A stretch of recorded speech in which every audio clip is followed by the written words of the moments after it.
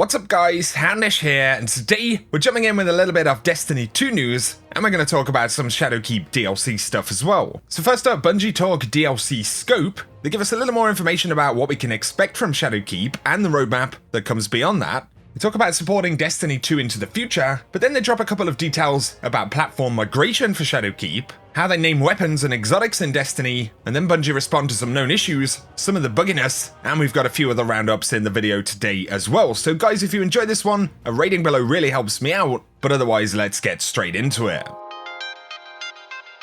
So first up, Polygon's coverage for Shadowkeep continues. We've got another article from Ryan Gilliam, who sat down with Luke Smith and Mark Noseworthy, and today we get a few more details, so we'll link the article down below. But they talk about what we can really expect in terms of scale. And initially, Polygon ask if Shadowkeep will have an equivalent to Forsaken's Dreaming City, an endgame-only planet for people to kind of explore after the campaign, and of course we get a bunch of cyclical content. And Mark Noseworthy said, Forsaken was a huge expansion pack for Destiny 2, and in terms of what we were able to build on this year, it's more in scope with Rise of Iron, or a Rise of Iron Plus. And they've kind of mentioned this before, and Rise of Iron Plus is kind of a confirmation that we can expect a little bit more content, maybe a bit more scale than what we did see with Rise of Iron, but in terms of comparing it to other expansions, you know, they're going to be pretty similar. Now, they didn't really give any further details on the moon location and the endgame there, because of course we can expect there to be some endgame element. However, they are suggesting that it won't quite be on the same level as what we saw with Dreaming City, or maybe the approach is going to be a little bit different. Polygon also asked Bungie about more returning locations from the original Destiny,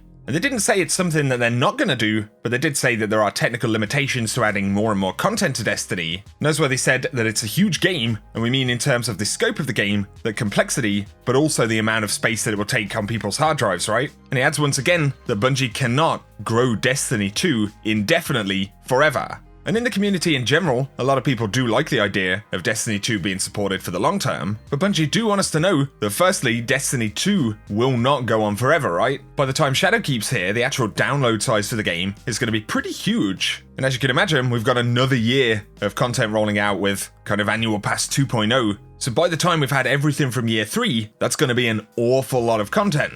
But as Bungie have also said, they do want to see how the next year goes before they talk about what they'll be doing in the future. And so ultimately, if Destiny as a franchise is to continue, then Destiny 3 would kind of have to happen. I suppose it's really a question of how long can Bungie support Destiny 2 first. I'll keep you posted on any additional coverage that we get, but yesterday, Bungie posted a new version of the Shadowkeep Moon trailer, and it's more or less the same as the one we saw initially, but we do get one very interesting scene here. Shows what appears to be a pretty new area with these floating figures in the background, and they actually have a similar appearance to some of the enemies that we've seen for Shadowkeep, or the Nightmares, but they do look much more like Guardians, so a lot of players are now speculating, could they represent victims of the Great Disaster on the Moon? Could they be Guardians? Or could they be enemies in themselves? Certainly really interesting stuff, but as well as the High Fortress and the existing locations, this does appear to be yet another new area on the Moon.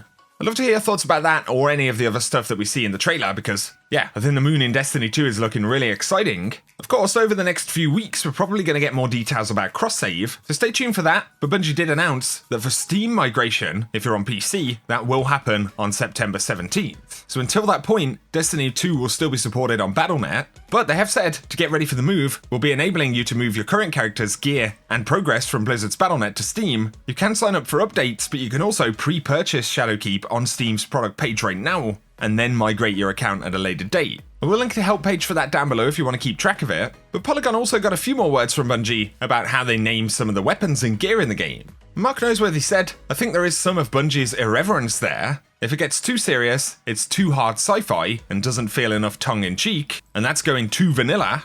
Basically, it's a bit too plain for Destiny. And Luke Smith said, the name Fatebringer, when I wrote it, still felt a little edgy when you had stuff like The Comedian that was going to be released or was in the pipeline at the time. The irreverence is an important part of it, and there was a period where a writer really enjoyed the punniness of some of the weapons, so we had some weapon puns for an era. But otherwise he adds that there isn't really a good style guide on what is and is not a Destiny weapon name. So just a bit of interesting background, we do get some curious names. Some names will literally describe the style or overall theme of a weapon, and like they say, other times they'll give it something kind of quirky, or, of course, a really tasty lore reference, so yeah, it's a pretty interesting palette as far as that stuff goes. But funnily, for Shadowkeep itself, we have no new names for exotics. We do, however, know about the Dreambreaker, the legendary fusion rifle, and a heavy machine gun called a Fine Memorial. Separate to this, of course, the other day, Polygon also revealed a bunch of information about finishers, and I covered that in a roundup of everything that we currently know about Shadowkeep, so I'll link those details down below if you did miss them. Now though, to talk about some stuff going on in Season of Opulence before Shadowkeep, it's worth a quick mention. We have spoken about Solar Week, there are some data mined bits of information about it, but of course, it appears that it's going to be running alongside one of the Iron Banners. We can see that Lord Saladin has declared a week of celebration for Solar Week. And so we have another Iron Banner presumably before this month is out, and then we've got one in August. So, of course, since Bungie haven't spoken about it just yet, it's probably more likely to come in August than next week or something, if that's when we do get Iron Banner. But still, alongside Solstice of Heroes, it could be pretty interesting, and when we had Arc Week, Bungie did adjust a bunch of Arc subclasses. So we're very much going to see something similar for that. Quick update on some of the exotic catalysts that were mentioned a couple of months back now, but in the database, most Year 2 exotics now actually have classified catalysts. A lot of them will show with the trace rifle icon. The perks are hidden, but they do have additional stats, and in the case of Lumina, some of the newer exotics, you can see a classified trait bonus there. So at some point we are absolutely getting exotic catalysts. It's possible that we could get a couple in something like Solstice of Heroes. Otherwise, we do have quite a bit of stuff that we need to learn about Solstice, and even Tribute Hall does have some secrets, like the final tribute, and this is something that no one's figured out how to place yet, or what the reward will be when you do it. So yet again, something else that I'll keep you posted on. But we do have some updates from Bungie about some of the bugginess, glitches, and issues in the game at the moment. So firstly, somebody asked, is the team aware of the glitch in comp where a member of the team doesn't spawn in and has to spectate multiple rounds in a row? And Cosmo said they are currently investigating this issue, so that may be something you've been affected by, but inside of PvP, players and weapons and stuff have been going randomly invisible during matches, so Cosmo did reply and said, we think we've figured out the cause and are working on a fix. There has been a little bit of frustration, so definitely be aware that Bungie are working on it. They are also aware of the free Tribute Hall rewards glitch where players can get the 50 tributes. But of course, if you've done that legitimately, you've probably spent quite a lot of currency on it, and now players are actually exploiting the forges in order to kind of automatically farm them for materials. You can AFK in forges, and every time you fail one, if you don't actually complete it, you'll be rewarded with materials for participating. This does not work if you start matchmaking with other players, so some of you guys will remember it, some of you maybe not, but in order to make this work, you do have to drop your power level all the way down about as far as you can go.